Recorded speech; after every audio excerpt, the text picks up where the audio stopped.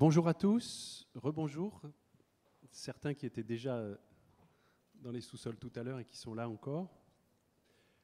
Merci à tous d'être là. Merci à Robert Hilbert d'avoir fait la route depuis le sud, depuis Montpellier, le Mas de Gentilly, où il travaille en ce moment. Beaucoup d'entre vous connaissent très bien Robert, mais je vais le présenter quand même vraiment pour peut-être les quelques-uns qui ne le connaissent pas, en quelques mots, et c'est pas facile. Pour le présenter par rapport à l'Institut du monde arabe, Robert a été administrateur ici, à l'Institut du monde arabe, dans les années 1990, sous la présidence de Pisani. Robert a commencé sa carrière de chercheur au Caire, et puis plus spécifiquement ensuite à Héliopolis, une banlieue du Caire, une extension du Caire qui est devenue aujourd'hui une banlieue du Caire. Il a travaillé sous la direction de Lucette Valenzi, qui est ici, sur la ville d'Alexandrie, alors que, nous a-t-il raconté, au départ, il voulait faire une grande thèse 19e, 1er, 20e sur le Caire, et puis Lucette apparemment l'en a détourné, et donc il a travaillé sur Alexandrie. Et Robert Hilbert a donc fait cette grande thèse sur Alexandrie, qui continue de nourrir beaucoup de ses étudiants, et bien au-delà de ses étudiants. Il a travaillé sur les communautés citadines d'Alexandrie. Il a passé 5 ans au Caire, fin des années 70, début des années 80, entre l'IFAO, Institut français d'archéologie orientale du Caire, et le CEDEJ.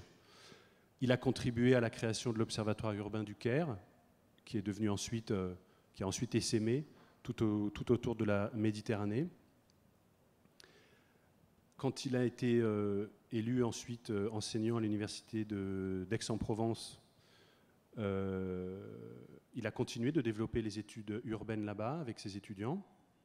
Dans les années 1990, il a pensé, conçu et fabriqué la Maison méditerranéenne des sciences de l'homme à Aix-en-Provence, qui est aujourd'hui un grand centre de recherche pour les études méditerranéennes.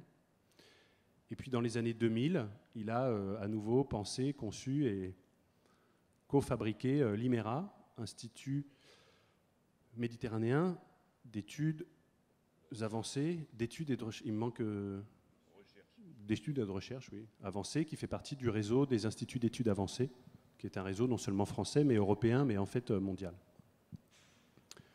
Voilà, donc vous aurez compris juste en quelques mots qu'il était impossible que Robert Hilbert ne soit pas présent à cette première édition des Rendez-vous de l'Histoire du monde arabe consacrée à la ville. C'était juste pas envisageable. Donc il est là, dans la première demi-journée, et c'est très bien. Il est là donc pour nous parler de ce qui le occupe et le préoccupe depuis presque 40 ans, la question peut-être de la citadinité, c'est-à-dire l'être en ville, la façon d'être en ville ou de ne pas être en ville, la façon de voisiner, de cohabiter, de coexister. Je vais lui laisser la parole tout de suite, mais juste dire quelque chose sur le fait qu'on a parfois tendance à réduire Robert Hilbert à la notion qu'il a évidemment approchée et dont il s'est saisi, qui est cette fameuse question du cosmopolitisme. Il a pris le risque d'employer le mot et il a pris le risque d'essayer d'appliquer le mot aux communautés citadines d'Alexandrie. Et parfois, je le dis, parfois on a tendance à vouloir réduire le travail extrêmement complexe de Robert Hilbert à ce qui serait une espèce de défense des cosmopolitismes dans les villes méditerranéennes. Seuls des gens qui n'ont pas lu Robert Hilbert peuvent dire que c'est un naïf du cosmopolitisme. C'est tout sauf ça. Par contre, la citadinité, oui, c'est vraiment une question qui t'occupe et qui te préoccupe. On est là une petite heure ensemble. Robert va parler une grosse demi-heure, 35, 40 minutes. Ensuite, on va essayer de le couper et on va essayer de lui poser quelques questions s'il nous laisse le micro. Robert, c'est à toi. Merci beaucoup, Vincent. Et mesdames, messieurs, j'ose dire chers amis, en général et chers collègues, vous savez tous que l'anachronisme est le plus commun et le plus commun des fléaux des historiens. Mais l'anachronisme peut prendre des formes tout à fait inattendues et est très surprenante. Et le simple fait que je sois là aujourd'hui, en ce jour, en cet espace que j'ai connu de très près pendant 7 ou 8 ans, et aujourd'hui, alors que c'est pas exactement ce qui était attendu, donc le simple fait de ma présence ici en ce jour où pourtant j'ai bien envie de me présenter à vous sous mon meilleur jour, ou sous le jour le meilleur possible, j'ai pas l'habitude que ma voix ne porte pas. Donc le simple fait de ma présence ici en ce jour peut être une illustration de ce que j'ai dit, ce que j'ai appelé anachronisme. Alors j'ai évidemment accueilli avec reconnaissance l'invitation à me présenter dans cette salle aujourd'hui, d'autant plus que depuis une bonne quinzaine d'années, j'ai complètement, volontairement, par nécessité et par volonté, choisi un temps qui n'a plus rien à voir avec le temps dense dans lequel, ou un temps de fonctionnement qui n'a plus rien à voir avec le temps dense que même l'académie, le système académique maintient. Alors, dans ces conditions, les organisateurs de la manifestation, et toi Vincent en premier d'ailleurs, vous avez pris un risque considérable. Parce qu'à peine mon accord donné, que tu m'as arraché sans grosse difficulté, disons-le franchement, j'ai pris la mesure, j'ai commencé à réfléchir et j'ai pris la mesure du décalage considérable existant entre l'attente qui est la vôtre et dont tu viens de donner l'illustration en résumant mon travail de façon trop importante et tout à fait inadéquate, je pense, parce que je me suis rendu compte du décalage considérable qui existe entre l'attente et la situation présente de ma pensée. En tout cas, je pourrais dire plutôt mouvante de ma pensée. Alors c'est une simple question de synchronisation, évidemment, et je me suis empressé, ça tu t'en doutes, tu me connais assez, je me suis empressé d'aggraver la situation. Je me suis empressé d'aggraver la situation en masquant par un double masque. Par un double masque. Là, je vais avoir du mal quand même, parce qu'il n'y a pas un support de micro, ça serait mieux. Non, quand même, il ne manquerait plus que ça. Je m'excuse de demander s'il y a un support de micro, mais...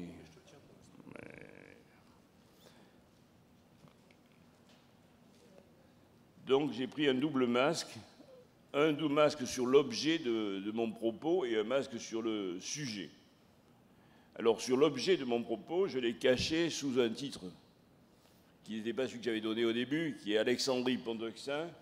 Je l'ai caché donc sous un titre qui est un titre monographique, puisqu'en réalité, il ne s'agit pas de parler de deux cas monographiques, mais il s'agit pour moi de présenter en réalité une réflexion et un travail en cours et commencé il y a une dizaine d'années et en cours aujourd'hui, un travail sur les réseaux urbains, plus particulièrement en Méditerranée orientale, mais aussi au-delà, vous allez le voir tout à l'heure. Donc, le sujet portant sur les réseaux urbains et l'objet portant sur les conceptions du monde, portant sur les espaces, sur les acteurs de ces mutations. La question que je me pose est finalement assez simple, et je dirais double. Première question, comment le déplacement, comment fonctionnent les réseaux urbains, comment sont nés les pôles de gravité urbaine, qu'il s'agisse de la Méditerranée ou d'ailleurs, et comment fonctionne leur système d'attraction, on dira la gravité tout simplement. Et deuxième question, qui est le vrai sujet de mon travail actuel, qui rejoint par certains côtés la citadinité, mais qui est, disons, voilée volontairement. Ah, c'est bien.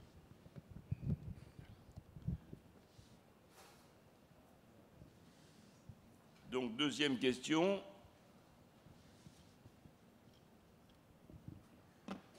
Deuxième question, qui est un vrai sujet de mon travail, c'est au fond comment ces déplacements de gravité sociale et économique spatiale, comment le déplacement de ces gravités, de ces interactions spatiales façonne ou ne façonne pas nos conceptions du monde. Parce qu'en fait, au cœur de ma question, au cœur de mon problème, c'est bien les conceptions du monde qu'il est question, qui est le sujet. Alors, vous le voyez là, j'avais, dans la démarche initiale qui a été corrigée, vous allez le voir, et transformée par la nécessité formaliste du diaporama. J'ai voulu rester à jour, donc j'ai fait un diaporama.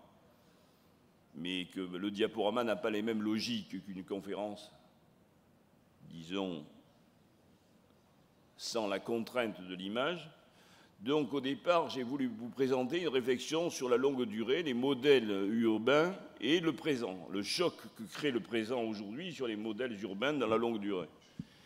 Et je me suis mis en tête de travailler sur le paradigme méditerranéen qui est dominant aujourd'hui, vous le racontez, vous le rappelez, ce que je vais faire sans hésiter, parce que c'est un gros travail qui a été fait à la Maison méditerranéenne des sciences de l'homme, au départ sous mon impulsion et que nous n'avons pas publié encore, mais que je voulais vous présenter absolument à Paris, je vais le faire.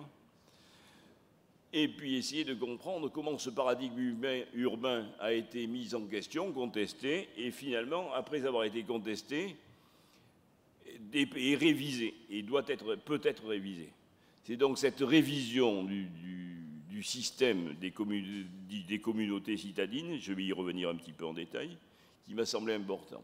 Raison pour laquelle j'ai placé cette démarche, qui est une démarche, vous l'avez compris, régressive, sous le patronage, j'ai osé, parce que Lucette Valency l'a fait plusieurs fois, donc j'ai osé, sous le patronage d'Italo Calvino et des Villes Invisibles, ce velin que l'on gratte, de revenir au point de départ, d'essayer de décrocher couche par couche, et d'essayer de décrocher couche par couche ce qui est fait notre présent, notre vie quotidienne. Alors ce travail-là de couche par couche, il s'appuie évidemment sur une trame, si pour autant qu'on puisse parler d'une trame. Et cette trame, elle est double. Elle est d'une part la trame d'un travail antérieur, d'un long travail, et là ce travail de référence, c'est évidemment celui qui a été initié par Claude Nicollet et que nous avons mené à bien dans le cadre du programme Mégapôle, et qui en fait a été publié en 2000 et que nous avons continué à gratter dans le cadre d'un programme de la Maison méditerranéenne des sciences de l'homme qui s'appelle CEDIMED et qui, lui, s'est achevé en 2008. Donc c'est un peu ce velin, cette trame-là que je crois nécessaire de rappeler, en reprenant à Claude Nicollet une expression que j'avais pas très bien comprise, que j'avais reprise, mais pas très bien comprise au fond quand il m'en a parlé, quand il l'a lancée, qui est de géographie rétrospective. Donc au fond, c'est quoi cette géographie rétrospective? C'est ne pas hésiter à s'asseoir fortement sur la très longue durée et d'essayer de revoir la façon dont se visualise, dont se représente le monde des villes et des hommes sur 2000 ans. Pour cela, il faut une autre trame qui n'est pas une trame historiographique comme celle-là, mais qui est une trame géographique. Et évidemment, la trame que j'ai choisie, que nous avons choisie, je dis évidemment parce que pour Claude Nicollet, elle était évidemment, mais vous allez voir pourquoi elle est en fait vraiment modélisable, c'est la trame des échanges et des ports de Méditerranée. Trame des échanges et des ports, j'ai pris là une carte classique des échanges et des ports au XVe siècle, qui nous a permis à ce moment-là, couche par couche, d'essayer de voir comment se constituait la Méditerranée, comment se constituait le système, le paradigme méditerranéen, qui n'est pas le seul, je vais voir tout de suite après pourquoi il faut en remettre. Mais déjà le paradigme méditerranéen, qui est celui qui fonde culturellement la démarche des intellectuels européens, nous avons essayé d'en discerner les couches et donc nous avons fait apparaître, pour l'instant, 4 composantes et 2 cas de configuration. On est allé au plus bas sur les composantes, en partant de 4 composantes que je vous énumère et que je vais détailler très vite, et qui sont les comptoirs, les vagues migratoires, les empires, les États-nations. Je prends pour base les comptoirs, parce que tous les réseaux urbains maritimes sont dérivés de celui-là. Les comptoirs, vous le voyez, et je n'ai pas besoin de détailler, mais j'insiste sur Venise, pas seulement parce que c'est les travaux initiaux de Vincent Lemire, mais aussi à cause du petit livre que j'adore, qui s'appelle « Venise et la sublime porte » de Lucette Valency, qui montre la naissance du despot, mais qui, au fond, permet de comprendre ce despotisme ottoman, je crois, parce qu'il s'accroche sur une trame de tout petits comptoirs qui formeront la trame des villes sur lesquelles le XIXe siècle va s'accrocher. Alors, bien sûr, la deuxième composante, ce sont les vagues migratoires. Les vagues migratoires, elles se succèdent sans interruption entre le deuxième, troisième et le XIVe siècle. Nous n'avons évidemment signalé ici que les plus importantes, les Turkmènes, les Petchénègues, les divers Germains, mais je ne les ai pas précisés, de même que nous n'avons pas précisé les Mongols pour ne pas alourdir la présentation. Alors ces vagues migratoires doublées, mais ça, je le détaille pas, ça serait à soi seul un sujet, doublées de la trame de base des comptoirs et de la trame des échanges, ont constitué évidemment des empires.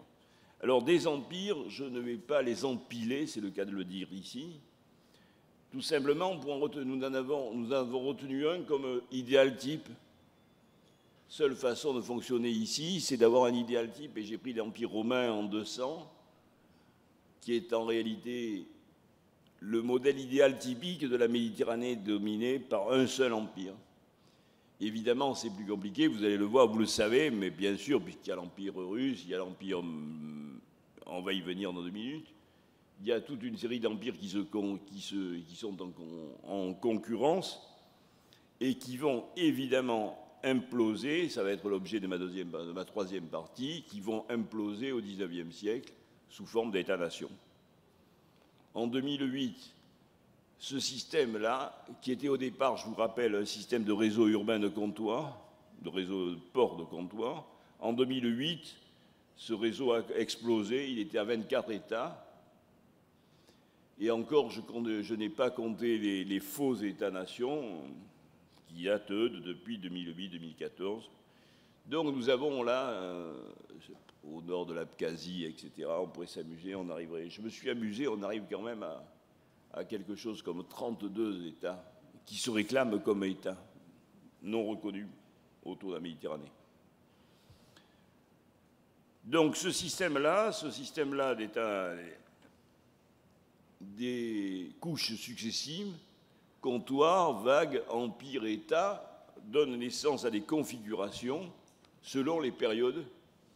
Et là aussi, nous en avons essayé d'en faire apparaître 2, simplement. L'une, c'est l'encerclement, dont le modèle type est évidemment l'Empire romain d'Orient, encerclé par le monde musulman, et attaqué de l'autre côté par le monde barbare. C'est vraiment le système d'encerclement, configuration de base.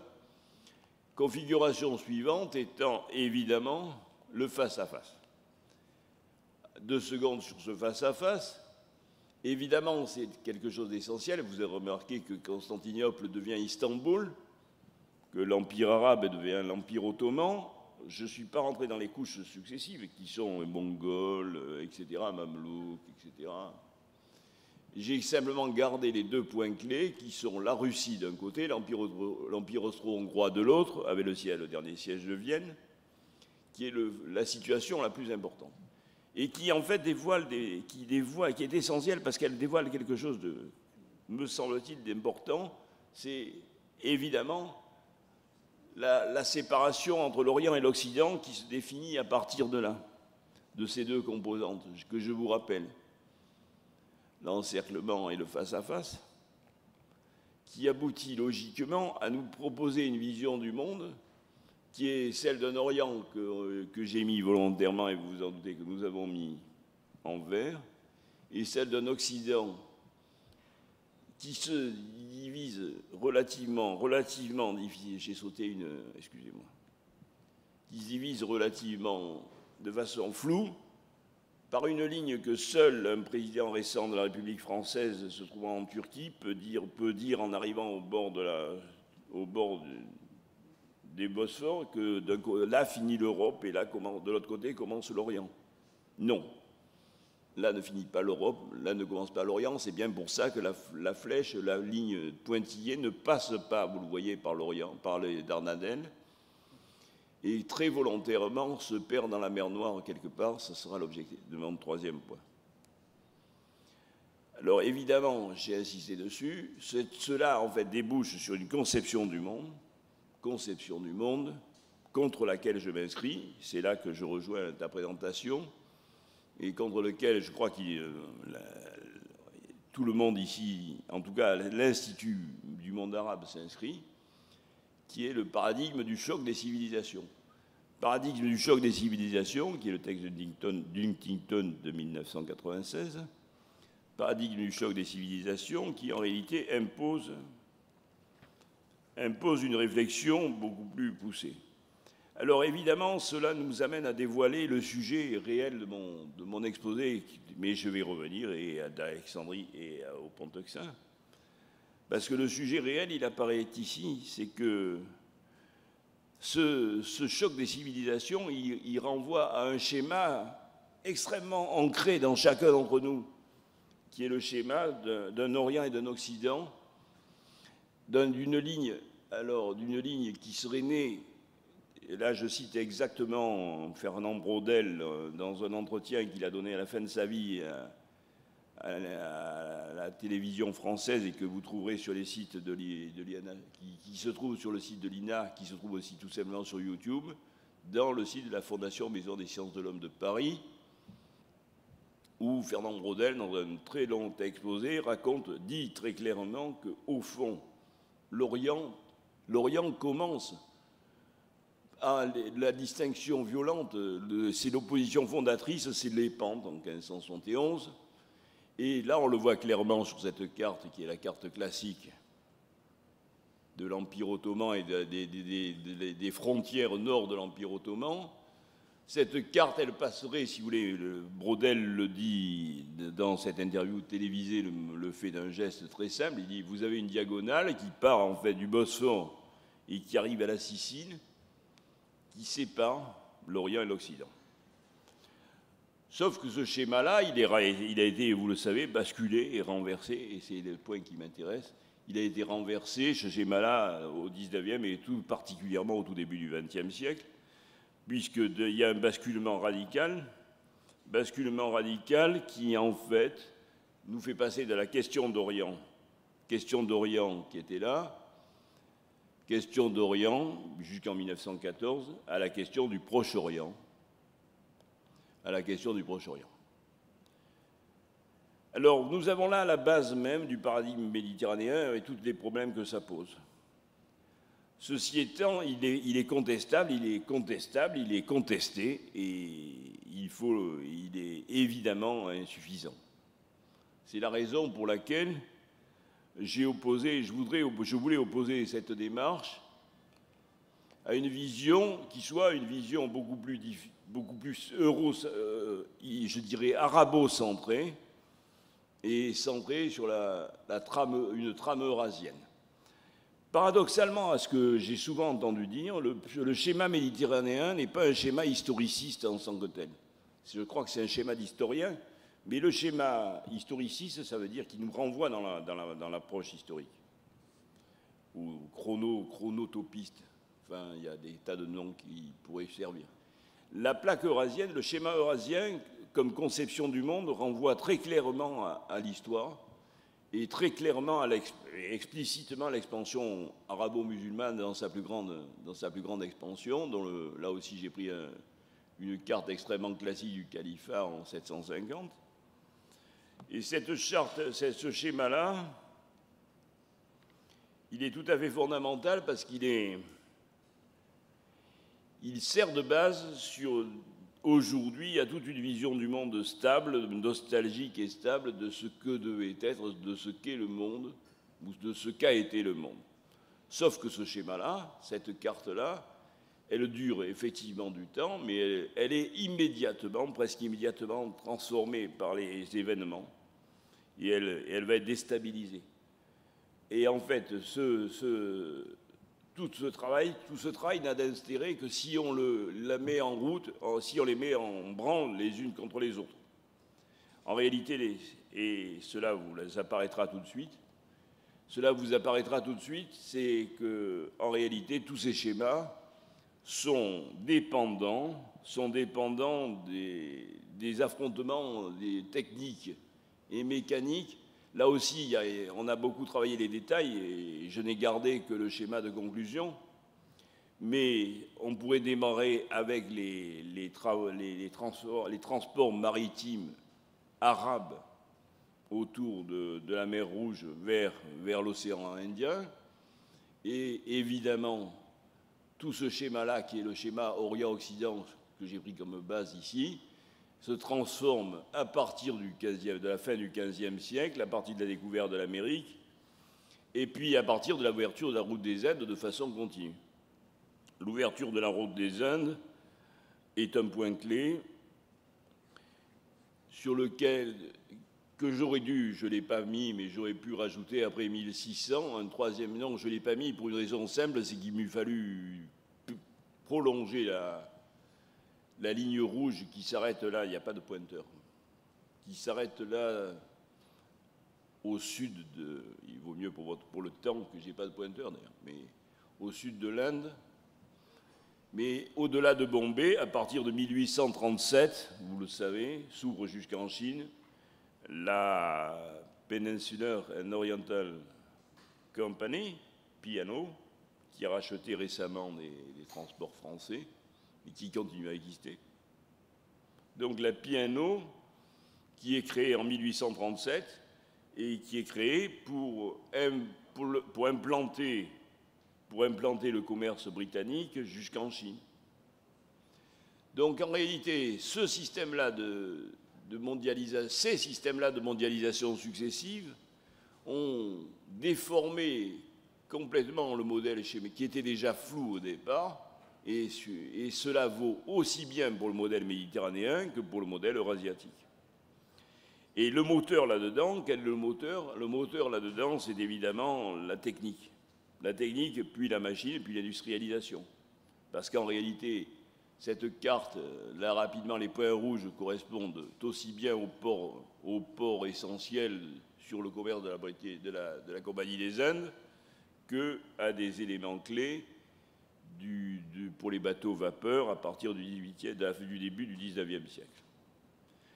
Alors, l'action de la machine va devenir absolument cruciale au Moyen-Orient, encore plus qu'ailleurs, tout au long du XIXe siècle. Et c'est ce que j'ai appelé ligne de faille. J'ai mis faille au singulier, c'est tout à fait volontaire, mais des failles, il y en a des tonnes. Mais il n'y en a qu'une qui est essentielle, c'est celle bien connue du Bagdad-Ban. Là aussi, j'ai pris une carte classique, politique, où l'on retrouve l'ensemble de l'éclatement de l'année 1920,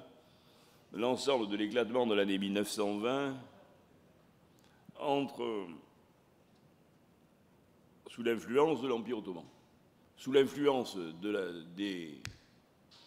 la pénétration allemande et de la pénétration russe et de la pénétration anglaise tout autour du Bagdad-Ban. Et encore, j'ai enlevé là les points clés qui sont aussi les repères pétroliers. Alors, le cœur du problème, donc, le cœur du problème de ces transformations, de ces explosions, le cœur du problème, c'est évidemment l'impérialisme. C'est évidemment l'impérialisme ou le libéralisme, je ferai attention à ce que je dis là, pour une fois. Ce cœur du problème qui est l'impérialisme et que je n'ai pas résisté au plaisir de repositionner là.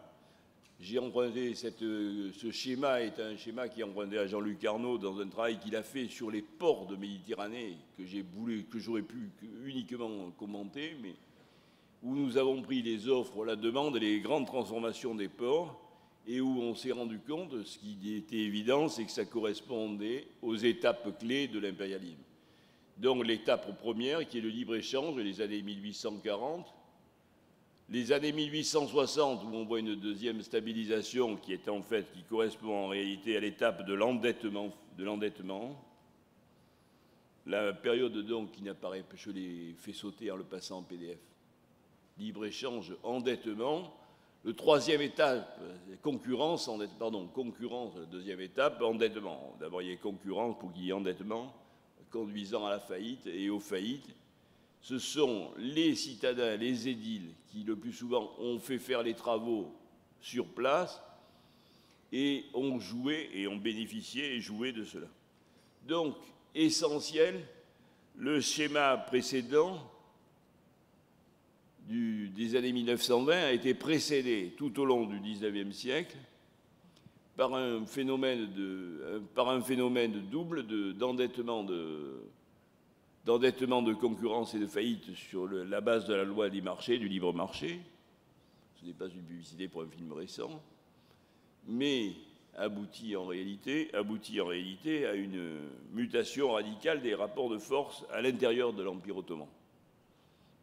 De cela, les Ottomans sont évidemment sensibles, conscients dès le 19e, c'est-à-dire dès la première étape atteinte. Ça, on voit dès les années 1854, puisque le premier atlas ottoman publié a été publié en 1854. Je l'ai remis là. Il peut se trouver sur demande à la Maison méditerranéenne des sciences humaines sous la forme de 2 DVD. Je l'ai mis là pour signaler qu'on peut l'avoir sans problème. Je signale, il y a un DVD de texte qui est une chronologie pure et simple, et un DVD de cartes, mais je n'ai présenté là que le tableau d'assemblage, qui m'a semblé extrêmement parlant. Ce tableau d'assemblage, il est formidablement intéressant parce que on voit, quand on regarde feuille à feuille, là aussi je ne vous présente que le résultat du travail de couche. Ce travail d'assemblage, il montre que dès les années 1850, 45, c'est publié en 54, ça veut dire dès le début de l'ouverture des marchés, les points clés sont le pays du Caucase, l'Arménie, le Kurdistan, et j'ai rajouté, évidemment, vous vous en doutez, c'est moi qui ai tiré ces flèches, parce qu'en les pointillés, pour signaler qu'en réalité, quand on regarde carte par carte, les points les plus détaillés, dans la chronologie, cela se retrouve, c'est ce qui se passe du côté de Bagdad. C'est ce qui se passe, mais c'est absolument pas, paradoxalement, finalement, ce qui se passe du côté d'Istanbul. Ça m'a beaucoup frappé en le travaillant. Je m'attendais à un centrage des cartes sur la frontière russo-turque. Or, c'est pas du tout ça. Le centrage des cartes se fait sur le Caucase, sur la région d'Alexandrie et évidemment sur la région, la Mecque, Médine, la Mecque, les extensions ottomanes extérieures. Donc ils y sont sensibles dès 1854 et cela se voit aussi quand on regarde de près. Pourquoi ? Tout simplement parce que pour les Ottomans, et c'est très sensible dans l'Atlas, finalement, ce qui compte, ce n'est pas tellement la Méditerranée et ce qui se joue dans le réseau de villes dont j'ai parlé au début, que ce qui se joue entre la zone occidentale et la mer Noire. C'est-à-dire, c'est pour ça que j'ai repris cette carte classique, qui est une carte de Méditerranée à la fin de l'époque médiévale, et du monde occidental à la fin de l'époque médiévale, mais que j'ai rajouté évidemment un trait très épais sur le Danube, et j'ai fait apparaître, bien que ce soit un peu anachronique, le Don. En fait, c'est le Dniepr et le Don. Le Don est essentiel par lien. Le canal n'est pas encore ouvert à l'époque. Le canal du Don à la mer d'Azov n'est pas encore ouvert. Mais je maintiens, et l'étude qu'on a menée est essentielle là-dessus, que le Danube est évidemment le point clé de la démarche ici. Et je continue à me poser la question de savoir si finalement tout ne passait pas pour l'essentiel par ce Danube pour arriver sur Constanța, en mer Noire, de la même façon que du coup, on le verra, il y a là des points de contact qui sont les anciens points de contact, les anciennes routes classiques de la soie, de la fourrure, de l'ambre, etc. Donc je suis certain qu'elles ne sont jamais vraiment effacées. Alors à quoi est dû ce mécanisme qui est là frappant, me semble-t-il, en tout cas qui était déjà sensible chez les premiers cartographes turcs, quand ils ont commencé, ottomans, quand ils ont commencé à se lancer dans l'histoire des atlas. Donc, à quoi est dû ce phénomène? Je crois que c'est relativement simple. C'est dû à des déplacements de population, et c'est là qu'on est au cœur du titre retenu d'Alexandrie au Pont-d'Oxin, à des déplacements de population à l'intérieur de la Méditerranée sous l'impact des réformes ottomanes. Je vais aller assez vite et c'est assez simple ici, mais il faut quand même impérativement le préciser. C'est l'impact des réformes dites tanzimates qui nous amène et qui ont été je renvoie là au livre fondateur de Broad and Lewis, Chrétiens et Juifs dans l'Empire ottoman, dès 82, qui en fait nous amène d'un côté à un déplacement de population locale, de l'autre côté à des choix nationaux essentiels. Je vais l'appliquer tout de suite et vous allez voir, ça s'illustre facilement. Le déplacement de population locale, c'est ce que Gerasimos avait appelé le bon usage du massacre, dans un très bel article publié dans les Temps modernes, qui portait en réalité sur la naissance du panhellénisme et de la façon dont les Grecs avaient utilisé le philhellénisme et le panhellénisme, avaient utilisé la sympathie européenne pour la lutte nationale grecque pour se valoriser. Donc, cet usage du massacre se maintient jusqu'en 1912, 1913, 1914, les fameuses guerres balkaniques et les déportations qui les liennent, reprennent en 1915 évidemment avec les génocides arméniens, reprennent évidemment en 1916-1923 avec les Grecs pontiques qui ont été victimes des mêmes massacres, puisqu'on a entre 300 et 500 000 victimes recensées selon les sources. Ça, c'est le côté des Levantins, je dirais, que vous avez vers la gauche. Et vers la droite, vous avez le fonctionnement des hommes et des femmes qui ont dû choisir, mais qui avaient les moyens de choisir. Eux, ce sont des négociants. Eux, ils sont intégrés dans le système mondial. Et eux, évidemment, ils vont implanter des succursales, des communautés, et ils vont se déplacer. On va l'illustrer de façon très simple. Première illustration, Première illustration, mais j'ai un peu dépassé. Première illustration, c'est celle de la fixation des communautés paradoxales du fait j'ai pris la carte qui est publiée qui a été le travail de la Fondation Getty en 1913. Et l'analyse qui en est faite, je renvoie sur cela au livre d'Hamid Bozarslan sur la Turquie. Donc, en l'occurrence, la carte qui est là, qui est la carte des communautés religieuses en Macédoine en 1913, à la suite de la deuxième guerre balkanique, est en fait extrêmement intéressante parce qu'elle montre de façon très précise comment, en réalité, l'édit de Gülhane, des fondateurs des Tanzimates, l'édit qui permet en réalité la reconnaissance communautaire, on va leur permettre des fixations communautaires, des fixations locales communautaires. Alors ces fixations communautaires, elles vont évidemment se renforcer avec l'évolution des réformes. Lorsque est promulgué le Code du commerce en 1850, Les échelles du Levant sont mortes, c'est fini. J'ai simplement rappelé par une photo, ce qui est quand même le comble pour moi, qui est complètement mauvaise, parce que c'est une photo du XXe siècle, de la place des Consuls, mais j'ai pris celle-là, parce que j'ai eu la flemme de retrouver. Je n'ai pas retrouvé les bonnes. À l'époque, je ne travaillais pas sur ce genre d'outils. Donc, en réalité, qu'est-ce qui se passe? C'est que tout simplement, les échelles du Levant meurent définitivement au XIXe siècle. L'exemple de la place du Consul. Et on en a un autre exemple, on en a une autre preuve avec les tribunaux mixtes qui sont poussés par la suite des réformes que sont le ATO Maillot de 1856, la réforme essentielle et qui est constitutionnelle, et puis la constitution de la nationalité ottomane en 1869, qui aboutit en réalité à la création des tribunaux mixtes, fixant un nouveau statut des acteurs, c'est-à-dire des acteurs levantins, pour être précis.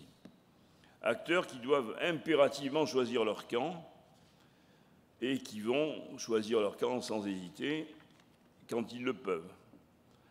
Et d'abord vont se déplacer, ce que l'on appelle, ceux qui ont été portés par les années 1830 et le mouvement philhellénique, c'est-à-dire les Grecs, au sens très large, c'est-à-dire au sens de chrétiens d'Orient orthodoxe, mais aussi ceux qui ont la possibilité de réclamer la nationalité grecque. Or, ces Grecs vont se déplacer, et ça j'ai fait tout à fait exprès de remettre une carte, vont se déplacer du Levant à la mer Égée.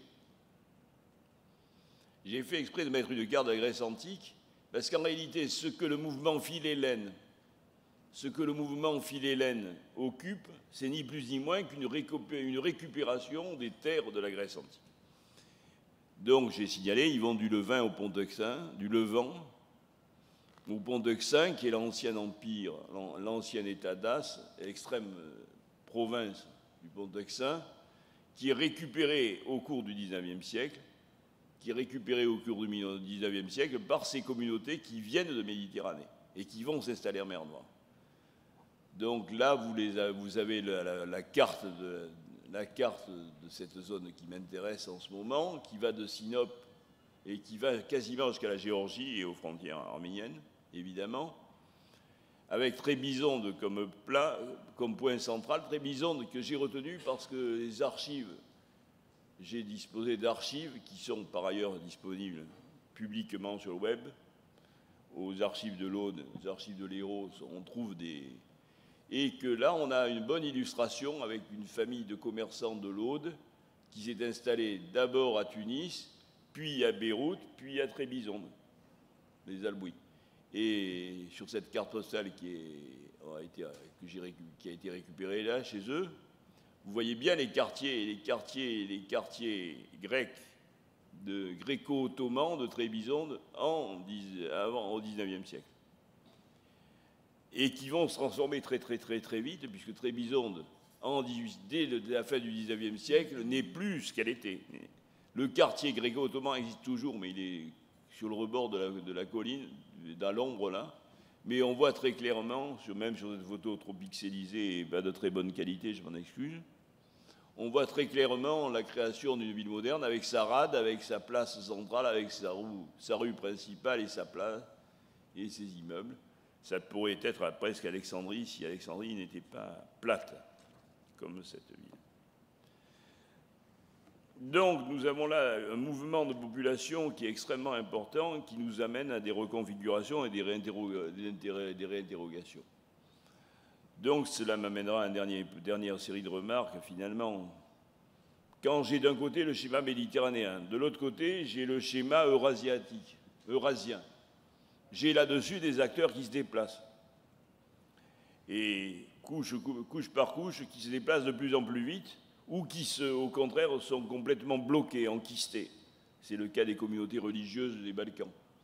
Les communautés religieuses des Balkans sont enquistées sur place. Elles ne pourront plus rien faire. En revanche, les négociants levantins se déplacent. Et ils se déplacent jusqu'en mer Noire. Alors comment repenser tout ça? Est-ce qu'il ne faut pas déplacer? Là, j'ai laissé le pôle exprès, l'arrondi blanc en transparent sur la mer Noire et sur la mer Méditerranée. J'aurais pu l'intégrer, il faut penser à intégrer évidemment l'Orient là-dessus. Mais évidemment, ça pose des problèmes de schéma. Et ça pose une question. Une question qui est au fond la vraie raison de ma présence ici, de mon acceptation de ma présence ici. Et au fond, qu'est-ce qui se passerait si, au lieu de penser en termes méditerranéens, on intégrait clairement et fortement la mer Noire comme un ensemble unique? Donc j'ai pris exprès la carte la plus ancienne depuis la période des colonies doriennes et ioniennes jusqu'au XXe siècle. Et la question qui moi, m'intéresse là et sur laquelle je conclue, je finis, c'est au fond de bien insister, qu'est-ce qui se passerait? Il se passe tout simplement que, comme par hasard, j'ai d'abord des nombreuses résurgences, redondances, toutes liées à un choc majeur, qui est celui de 1856, la guerre de Crimée, et évidemment, avec un centrage que vous voyez, j'ai le carré rouge que j'ai mis sur le détroit de Kerch bien connu depuis que Poutine l'a franchi récemment, entre la mer d'Azov et l'Ukraine russe, proche de la Géorgie. Donc, que se passe-t-il? Il se passe premièrement que je suis obligé de voir ressurgir, deuxièmement que le déplacement de mes communautés citadines, de mes groupes de citadins, de négociants, de Levantins, vers la région de Trébizonde, vers la région de la Géorgie, vers la région de Batoumi, m'amène vers un déplacement du centre de gravité vers le Caucase. C'est cette question du Caucase qui me semble importante et qui me pose problème parce qu'elle fait ressurgir, comme par hasard, des routes invisibles, des présences invisibles, des routes estompées, qui m'amène finalement à m'interroger sur ce palimpseste que j'ai essayé de décrire couche par couche. Avec une très grande difficulté, parce qu'en réalité, le cœur du problème, c'est la porosité entre tous ces systèmes-là. Or, j'ai repris là, tout simplement, la carte de tout à l'heure, Orient-Occident incertain, mais j'y ai rajouté l'influence de la partie eurasienne avec le déplacement, la mise au point, le triangle que vous trouvez à droite. C'est évidemment les capitales de Téhéran, Bagdad et l'ensemble, et la flèche, le trait discontinu qui coupe. Là, ce n'est pas un hasard, à la hauteur de la Roumanie actuelle, de la Roumanie-Bulgarie actuelle, ce trait discontinu qui coupe l'autre, et qui ne passe toujours pas d'ailleurs par Istanbul, qui passe à côté d'Istanbul, mais pas dans Istanbul, nous amène à nous interroger. En fait, c'est la limite de tout ce que je pouvais tenter là sur les... Tu avais dit qu'il faudrait m'arrêter, ça m'arrête. Ça a sonné là, largement. Ça m'amène à m'interroger sur les limites de la géostratégie, quand la géostratégie, on la prend comme par une métaphore de la géophysique. Alors je vous laisse un peu réfléchir sur 2 secondes, mais pas plus, sur cette carte géologique du monde, de l'univers. La Méditerranée, je vous signale, se trouve complètement à l'extrême droite, en haut. Là, il faudrait vraiment le pointeur. Vous voyez la France, on voit l'Italie, on voit la France, on voit l'Espagne. Ou alors à l'extrême gauche, où on voit complètement en haut à gauche, en clair, là par contre, on voit la mer Noire et on voit la Caspienne et la mer d'Aral. Ça, c'est la limite de la géopolitique. La géopolitique, c'est ce que j'ai un peu essayé de faire très rapidement avec ce modèle, ce prototype que je viens de vous dérouler. Mais ce prototype, il pose des très très gros problèmes. C'est la présence de l'histoire, la porosité historique, ce qui fait que je m'arrêterai en réalité là sur cette porosité. Porosité dont je prendrai un exemple, c'est celui des portes de fer qui, sur le Danube, ont été à l'époque date de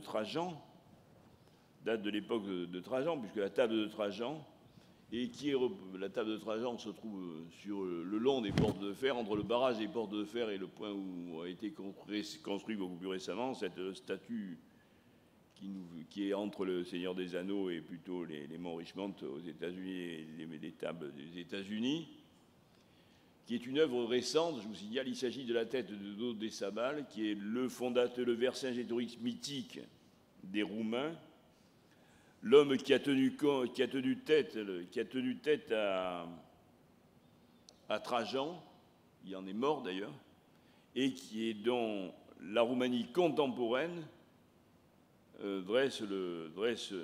rechante les mérites. Cette statue a été inaugurée en 2006, je le précise. Elle a été financée par un milliardaire roumain vivant aux États-Unis. Et elle porte en bas une inscription en latin, par ironie, disant que c'est Dio de Sabal qui a maintenu et créé la Roumanie moderne. Intéressante pour la démarche qui est la mienne ici, qui est simplement le fait qu'au fond, il s'agit d'une présence de l'histoire. On revient à la chronotopie. Notre milliardaire roumain est bien un chronotope, un chronutopiste. Il nous réinvente une histoire qui n'existe plus.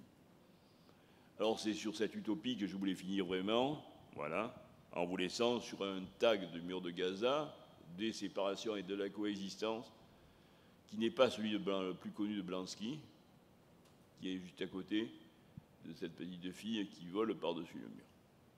Voilà donc en gros ce que j'aurais voulu dire, un peu rapidement, mais je l'ai dit rapidement, mais dans un temps plus long que je n'avais pensé. Mais ça, c'est la faute de la modernisation que vous m'avez imposée. Merci Robert.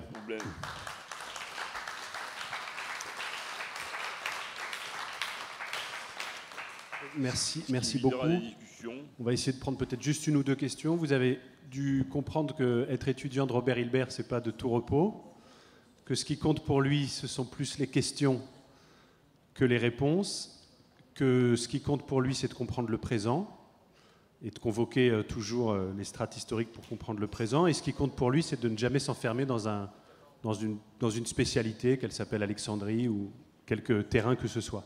Est-ce qu'il y a dans la salle peut-être une ou deux questions ou remarques sur l'exposé en plein vent qu'on vient d'entendre? Lucette, à tout seigneur, tout honneur. Merci. Bon, comme d'habitude, Robert Hilbert nous oblige à penser grand, à ne pas rester dans notre petit domaine monographique. Et comme d'habitude, il déplace les lignes. Et puis, comme d'habitude, il fait réfléchir. Alors, dans les modèles que tu as présentés, Robert, on arrive à l'État-nation. Et au présent, je me demande si en fait on n'assiste pas à la fin des États-nations en Irak, en Syrie, au Yémen, en Libye. Et on n'a pas encore fini. Première chose. Et puis, dans un autre moment de ton exposé, tu poses la question « Les villes contre l'État ». Et moi, il me semble qu'aujourd'hui, avec la mise en question des États-nations dans une partie du Moyen-Orient, c'est en frappant les villes au cœur, les grandes villes, qu'on détruit l'État. C'est Bagdad, c'est Damas, c'est Alep, etc. Donc, il me semble que tu peux ajouter à tes modèles un 5e point, puisque les nations-États étaient formé le 4e, tu peux ajouter un 5e point avec un point d'interrogation sur tu vois, c'est ça que j'appelle le déplacement des lignes. C'est qu'il y a quelque chose qui est en train de se passer qui casse les cartes que tu nous as présentées. Destruction des villes et destruction des États-nations. Vous y avez échappé parce que je l'avais prévu, parce qu'à partir du schéma, je suis totalement d'accord, parce qu'à partir du schéma de dislocation, je voulais faire jouer uniquement dislocation contre enquistement des communautés. Et en fait, quand tu joues l'enquistement des communautés, tu les vois s'opposer immédiatement à l'État, et aujourd'hui, il est clair que on a dans la dislocation des États-nations qui ressurgissent. Pour citer exactement Hierasimos, je crois que c'est la phrase de lui dans le texte que j'ai cité tout à l'heure, Stéphane a employé cette phrase que j'ai toujours aimée, qui dit comme lorsque l'océan se retire, laisse sur le rivage des objets oubliés, finalement, dans l'État-nation, on peut dire quelque chose qui se retire et qui laisse sur le rivage des communautés qui se reconstituent autrement. On a donc un nouveau jeu de système. Et je suis évidemment d'accord avec toi. Merci. Et ça renforce encore l'accent sur la région, effectivement, irako-syrienne. Est-ce qu'il y aurait d'autres questions, remarques, interrogations? C'est moi qui m'excuse, mais j'ai été trop long, évidemment. Non, ça a vibré au bout de 40 minutes. Il est 13 h. Merci beaucoup, Robert. Bon appétit à tous et à cet après-midi. Merci. Merci à vous. Trop long, ça. Je parlais presque une heure. Oui. C'est trop long. En fait, j'étais pas à l'aise là-dedans.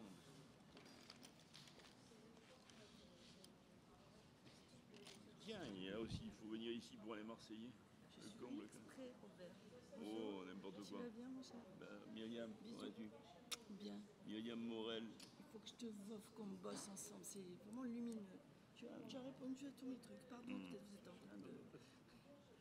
Bon, on se revoit.